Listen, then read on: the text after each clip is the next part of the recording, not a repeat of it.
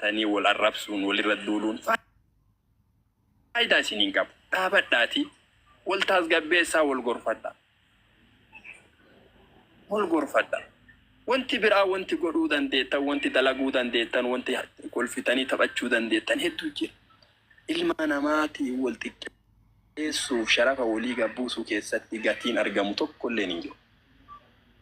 Meebii nama biratti madaalli kan kee ilaalchi ilmi namaa sii qabu xiqqaata malee abbaa feete taatee yoo ati gabbaatee paablikii nama arrabsitu ilaalchi namni sii qabu xiqqaataatii deema malee kereeditiin ati nama arrabsitee argattu yookaan guddinni ati nama arrabsitee argattu hin jiru beeku.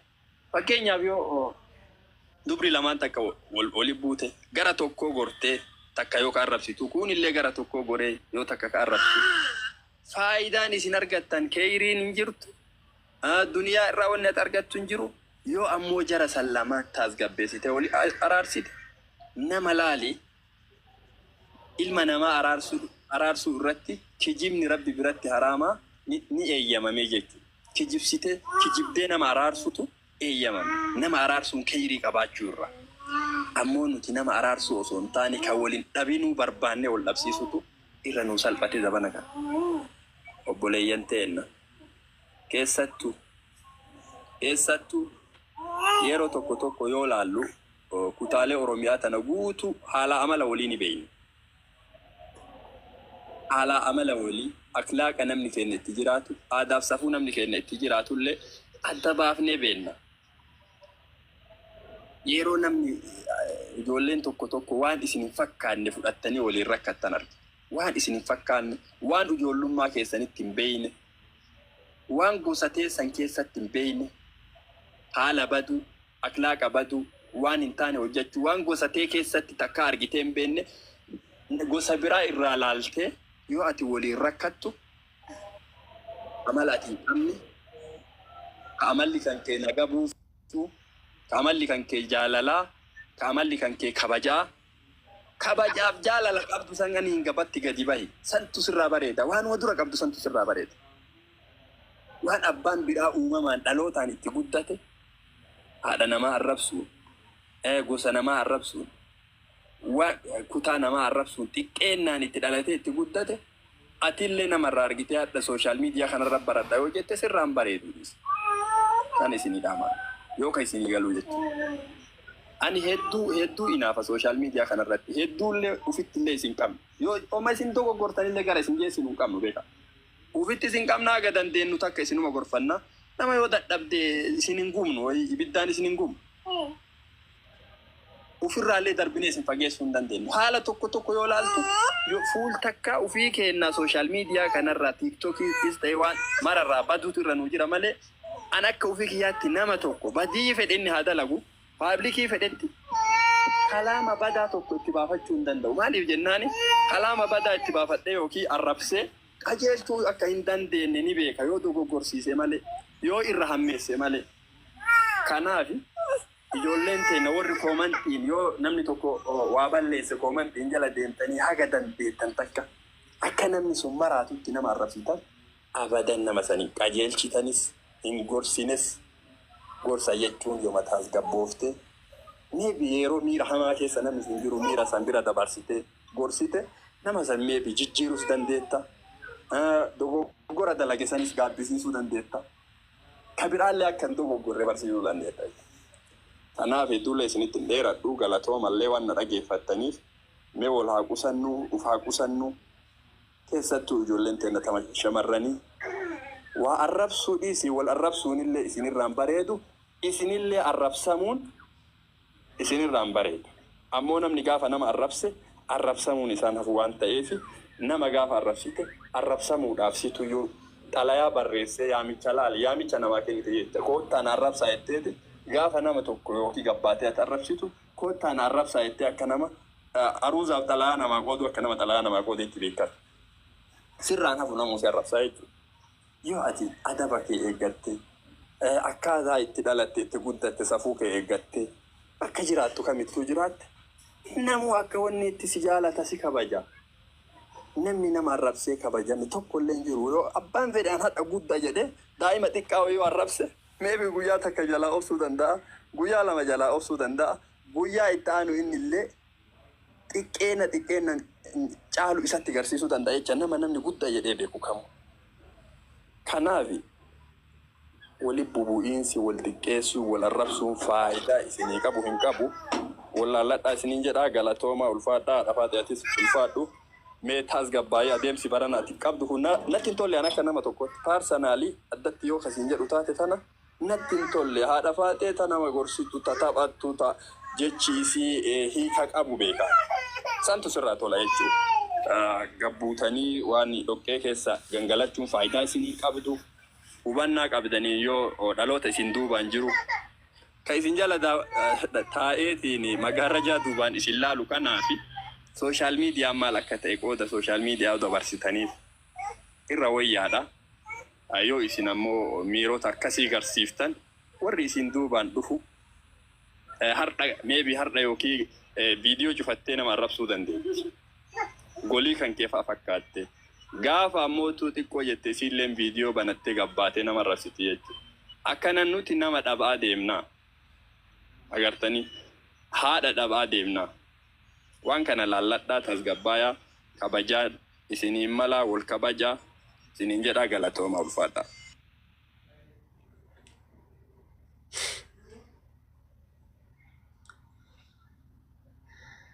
Namni biraa namni dubbate jira.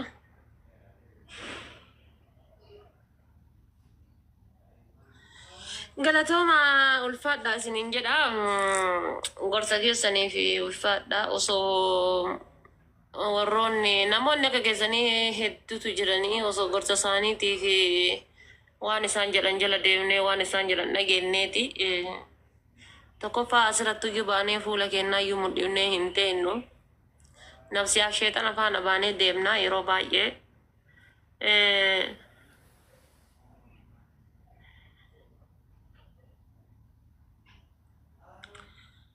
Achirraa fi ammoo yeroo baay'ee jechuudha dhugaa dubbachuudhaa fi yoo asirra ilaaltani numaa dubartiititu maraata. Waan dhiirti jettu waan dhiirti gizeet afaan isiiti dubbattu qaanfattu aniin dubartiin qaanfadhu. Waan dhiirti yeroo jettu qaanfattu aniin dubartiidha silaa taqaamaan dubartii tasaalaan dubartiidha hin qaanfadhu. Irraa mulqee jedhaa jira jechuudha TikTok kanarratti akka barbaadetti jechuudha. Shakkii takka malee qaaqa takka malee. Asii deemti zuumii ustaazota keessatti mutawwaan isii geettan jirtu qulqulluun xaliilli bishaan lafaa kun. Xaliila bishaan lafaati. Haadha faata jala yoo dhuftee saree maraatteen garaagarummaan qabdu. Yoo ana jala dhufte. Tanachi keessatti maal jettee laale kafare amansiiftee dhufte sun haadha faata jala gizee dhufte kafana lafa keetti. Kanama kafarsiisullee uummatuma TikTokii kana. Oromummallee kanamaa kennan isaanu. Kawaa hunda namaa godhan isaanuma. Gizee jala gadi buutanii ilaaltanii porofaayilii garee zuumiidhaa suuraa ustaazotaa hadiisa waa hunda jalatti argitan. Inumaa yeroo tokko daandii sirriirra jiraaf osoo hin taane anaa asirraa maraattu anaa asirraa cafartu tanatu irra jiraa laata jedha. Foon lamaan deemaan jiru waan ta'eef haati faatee maraattuudha yookaan akkas namaan jetti yookaan waan akkasii daladdii nyaan jedhanii akkasitti na laalan malee achitti sheekii asitti shakshaakii miti jechuudhaan. Takkaallee akkas ta'ellee hin beeku. Kan achirraa fi ammoo namoota baay'eetu rakkatanii yoo heerumtiidhaaf akka waan wannoo kanatti jechuudha sa'aatii 24 gaafii jireenya kan kooti ta'utu jira. Gaafa heerumu anuuyyuu ni beeka. Gaafa heerumu gaafa sammuu kan koo keessatti murteessee heerumu anatu beeka. Heeruma jechuun xoroshoo irratti xafaaxafanii miti jechuudha. Bultii jechuun ni ulfaatti. Xoroshoo irratti xafaaxafanii achi kaayanii miti jechuudha. Yookaan ammoo salbaajii deemanii gabaa irra doolara takkaan yookaan doolara 100 bitaniitiin deemanii miti. Bayaadha seenaa jala kanaa baay'ee miira keessa nangalchee nama sirnyaa waliin haasayaa jira. Salbaajii xafaatawwan gabaa irraa bitataniitii miti jechuudha. Heeruma jechuun bultii jechuun ni ulfaatti ka beekutti jechuudha. Haati tiyyaa ijoollee sagal deetteerti. Ijoollee sagal deette irratti abbaa kan kooti hin fuudhi jennaan fuudhuu didee jechuudha isii irratti hin fuudhu jedhee jechuudha. Maaliif isiin irratti tolteeti malee isiin isaaf tolteeti malee isiin usuu hin heerumin hin dura usuu bultitti hin seenin hin dura bultii gadi qorattee argitee heerumteeti malee innillee gadi qoratee ilaalee isii fuudheeti malee usuu silaa ka isiin fuudhi jettee miti ufiyyuu bahee ka fuudhu meeqa kamtu jira jechuudha. Ufiyyuu bahee ka waa meeqa dalagu meeqa kamtu jira. Angaafa bultii takkatti seenu laalladhee gadi fagaadhee gadi fageesse laaleetiin seeneetiin bultii san keessa jiraadha malee bultima bakka heerumte haa jedhanii fi hirkachuun barbaadu jechuudha akka wannootitti jechuudha. Tokko sanii lammaffaa ammoo anaasumarratti akkuma argitan kana asirratti nama tona haasofsiisa malee naasa'u. Yeroo maayyuun qabuan yoo dhufe viidiyoo takka poostii godhee achi laayivii kiyya dhufe. Laayivii kiyyarraa bahee irriba kan kooti jechuudha. Asirratti koomentii maraataa meeqa keessummeessaa oollee maal jedhaa oollee silkii tana ni beektani sa'aatii dheeraa gizee ilaalan sammuun namaa hidda mataatiin nama dhukkubsata. Achii ka'ee jechuudha gizee achii baheetiin irribatti kan koora fuuyyuu hin qabu jechuudha.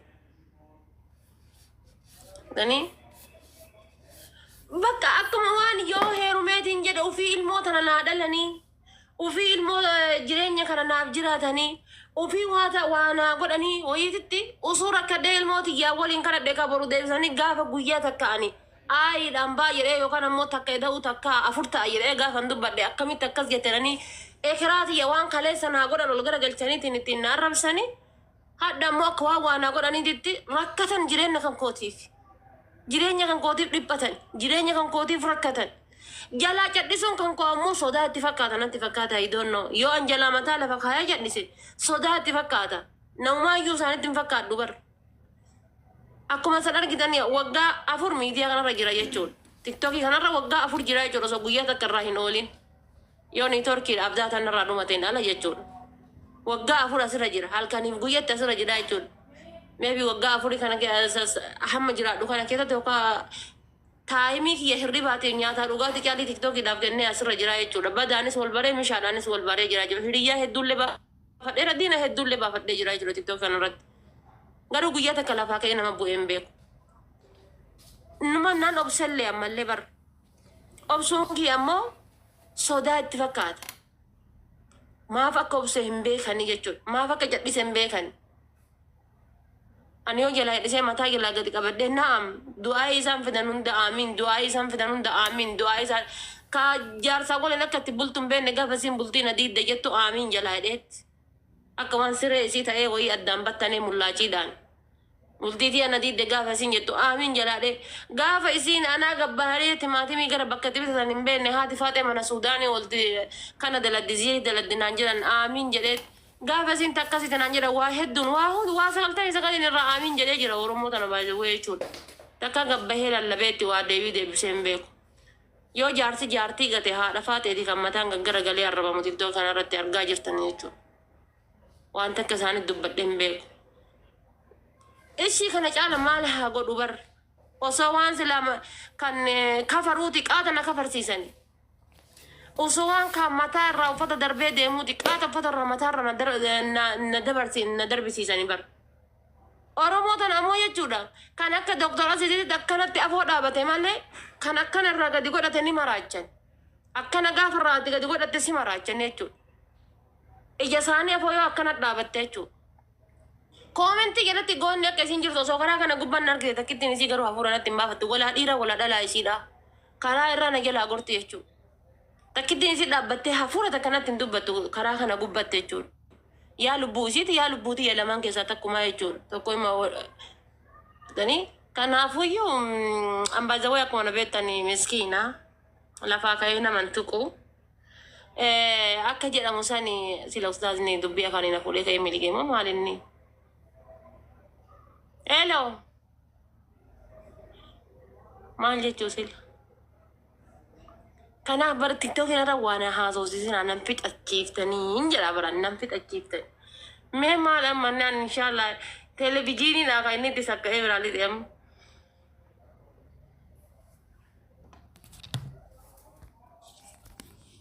Ani haasa'ee asitti televiziinii reediyoonii hin kutan isaan.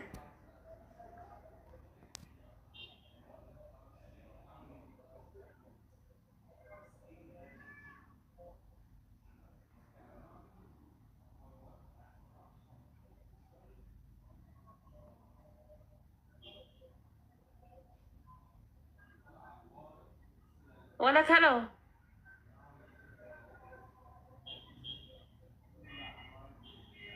Kanabar. TikTok kanarra waan haasofsisinaa nanqaasinaa wannan jedhuuf ragaa waliin ilaal kutaa lammaafis ana akkana miira keessa galeetiin seenaa jiru jireenya kiyyaa haasa'u kana jechuudha.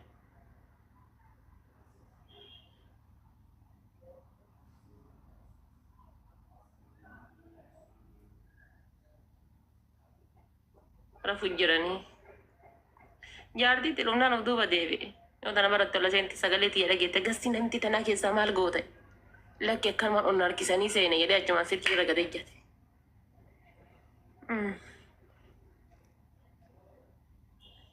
Onna harkisanii jennaan keerimaaf seenedha. Hello gaash falmataa.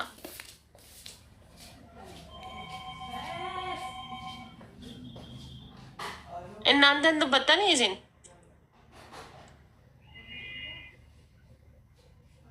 መተመታ ጊዜ አሉ በነማ አፋኑ ቀብዴ ታሳሃ ጅርት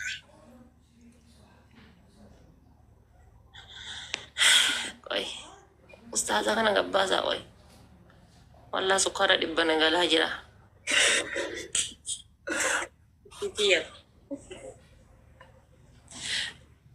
ወላ ኩንቱ ፊክያ Tuffikia se sokkeetti na sakka eega dhisooni duubatti deebi'uun tuffiikan kooti kun dubbadha amma isin keessa naasaya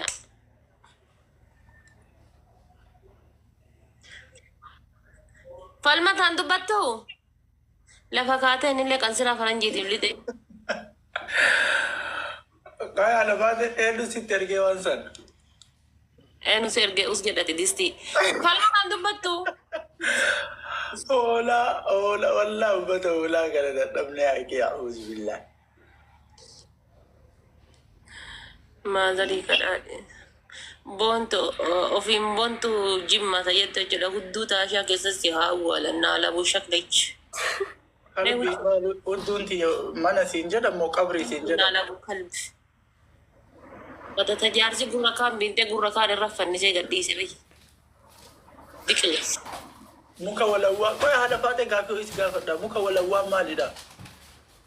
Muka mulawwaan diriirsan tokko argine yaadu.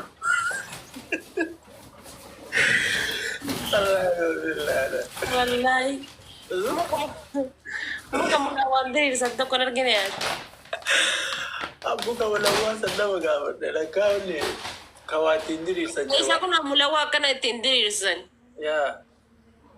Isa saniin qoy jaartiin mana keessa ari'aa moo jaarsa mana keessan ari'aa qoy? Wallahi jaartiin mana wallahi bar takka dhiirti roga qabdu taashaa rabbikka kadhinan arrabsin.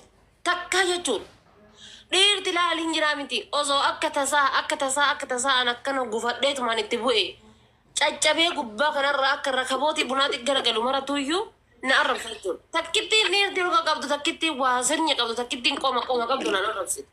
Tana arrabsu daal duundumaa haga suuqsuma. Kan haati faatee dhugaa jettee ammaan fakkeenyaaf koomentii jettee waan waan abarreessu jaalattaree yoo ilaalu jechuudha. Dhiirti nama arrabsitu ka surree ofii huccuu hidhatu fakkaata zaqqii miti taasha. Dhugaa rabbi mee iskiriishuut godha yoo ilaalu jirtu. Jiinsi jalaan godhatee gubbaan mudawwara uffatee na arrabsaa bar. Eenyudha sun haadha faate namni sun eenyudha? Wallahi. Kabijama qonnaaf oolaniin akka abdii kumeedha kaayatee siree korutu iyyuu na arrabsaa yeroo qabu.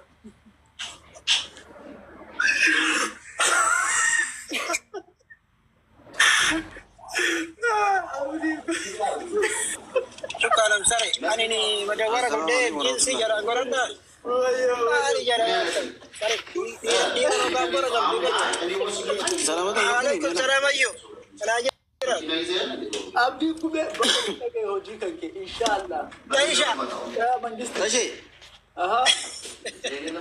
tashi bari message wike sanatti ruhe bita dem lakin anjirani Kamal. asuwan jette itti barreessan argu bakka sani gadi gujeri inda fitti naimi nan jette Anatti mo. TikTok anatti berresin TikTok anna berresini. Aishaan kunillee lukkuma kormaa ta'e bakki inni ni yine hin jiru. Haadha faate jechuudha. Waldaa wabillaa dhageeffadhu haadha faate. Ani yoo bara Biyyattii san tukin. dhabee jedhe duuti kan ta'e ollaa kan kennaa ta'u. والله لكم كل ما تتنير دي تنتو ما شاء الله أبديكم يكون أمر بنامتي سوي جبهة بيشان كبتة كلو في كارين كره شوية جيم مان والله ده كده هايو ده جيم إذا بيجي كذا بيشان ورا بتة دي نتيجة كره شوية دي ديمون يا رب تبينا هير يا رب تكون نهير يا رب تكون